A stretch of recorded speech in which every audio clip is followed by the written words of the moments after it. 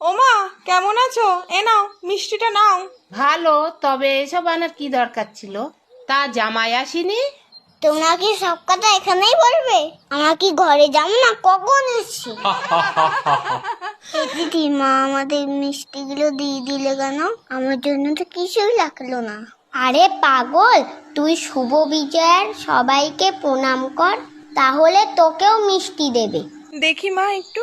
থাক থাক মা, ভালো থাকিস। শুভ বিজয় প্রণাম করো সবাই। এ দিদি, কই মিষ্টি দিলে না তো?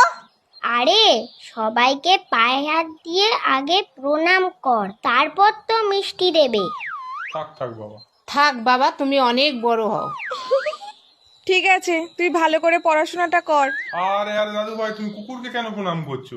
কেন? ও তো বললো সবাইকে প্রণাম কর, তাহলে আমাকে মিষ্টি দেবে, তাই করছি।